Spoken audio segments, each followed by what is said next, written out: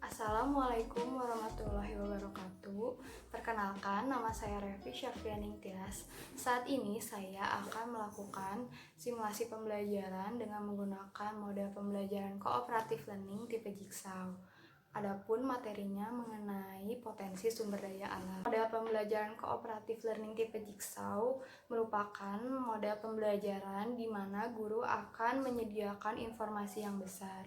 Dari informasi yang besar ini akan dibagi-bagi menjadi informasi yang lebih kecil, lalu informasi yang lebih kecil ini akan dibagikan kepada setiap anggota kelompoknya. Sehingga setiap anggota kelompok memiliki materi yang berbeda-beda. Dan dalam model pembelajaran Jigsaw juga terdapat kelompok ahli dan kelompok asal. Kelompok ahli digunakan saat siswa berdiskusi dengan anggota kelompok lain yang materinya sama. Langkah-langkah dalam pembelajaran menggunakan model Jigsaw sebagai berikut.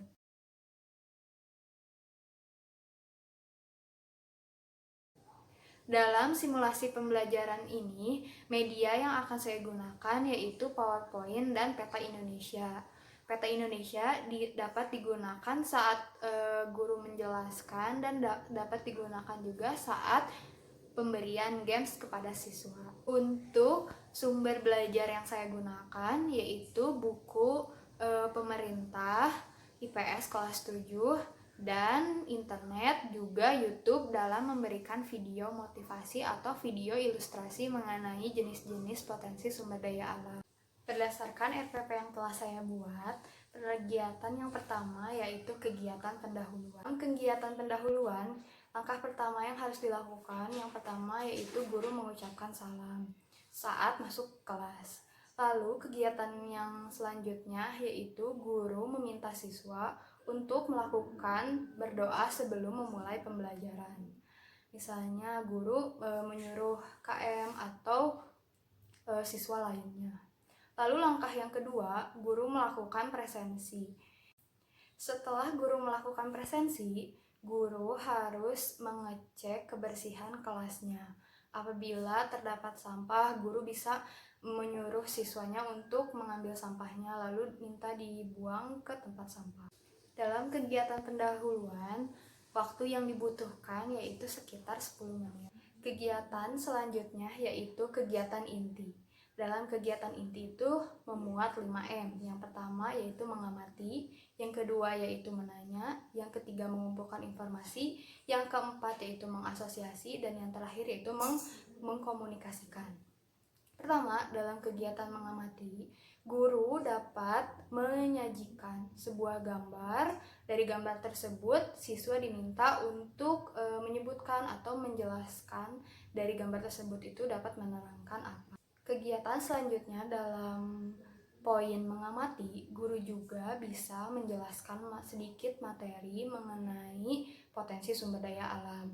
Dari hasil penjelasan tersebut, siswa bisa mendengarkan dan mengamati hasil pemaparan dari guru tersebut. Selanjutnya yaitu guru akan membentuk beberapa kelompok dalam satu kelas. Misalnya dalam satu kelas ini guru meminta untuk membentuk 5 kelompok. Nah, setiap kelompoknya itu terdiri dari 5 orang. Jadi misalnya mengenai potensi sumber daya alam, guru akan membagi 5 materi-materi kecil atau sub-subnya. Setelah setiap siswa mendapatkan materi yang berbeda-beda dalam setiap kelompoknya, jadi setiap siswa tersebut harus mencari anggota kelompok lain yang materinya yang sama.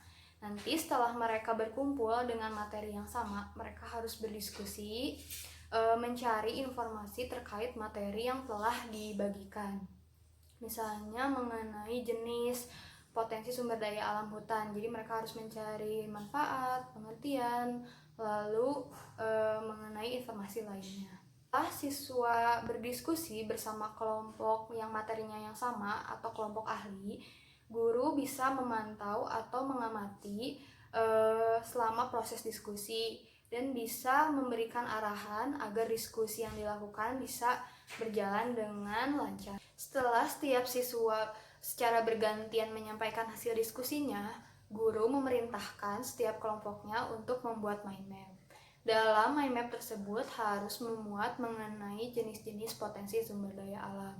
Dan siswa juga bebas membuatnya sekreatif mungkin. Setelah mereka membuat mind map, guru akan memanggil beberapa kelompok untuk melakukan presentasi ke depan. Jadi nanti mereka mempresentasikan hasil diskusinya sambil membawa mind map yang telah mereka buat. Langkah selanjutnya setelah mereka melakukan presentasi, guru dapat memberikan apresiasi, aplaus, dan lain sebagainya agar siswa menjadi lebih termotivasi saat melakukan presentasi. Setelah mereka melakukan presentasi, guru harus memberikan klarifikasi mengenai materi yang akan dipaparkan. Misalnya guru menjelaskan mengenai jenis-jenis sumber daya alam dan bisa menambahkan informasi terkait materi yang diajarkan. Langkah selanjutnya yaitu guru menanyakan apakah ada materi yang ingin ditanyakan, atau misalnya siswa bisa mengajukan pertanyaan mengenai materi yang dipelajarkan. Untuk alokasi dalam kegiatan inti yaitu membutuhkan waktu sekitar 55 menit. Selanjutnya yaitu kegiatan penutup. Dalam kegiatan penutup, guru akan melakukan evaluasi. Adapun evaluasi yang akan saya lakukan yang pertama yaitu bermain games. Games yang akan digunakan yaitu games lempar anak panah pada peta Indonesia. Jadi nanti gamesnya itu siswa harus melemparkan anak panah pada peta yang telah disediakan. Jadi misalnya anak panah tersebut menuju pada Pulau Jawa, mereka harus menjawab potensi sumber daya alam apa saja yang ada di Pulau Jawa. Apabila siswa tersebut dapat menjawab dengan tepat, nanti guru akan memberikan reward. Setelah kegiatan evaluasi, guru akan memberikan kesempatan kepada siswa untuk memberi kesimpulan terkait materi yang telah dipelajari, dan siswa juga dapat memberikan pesan selama pembelajaran.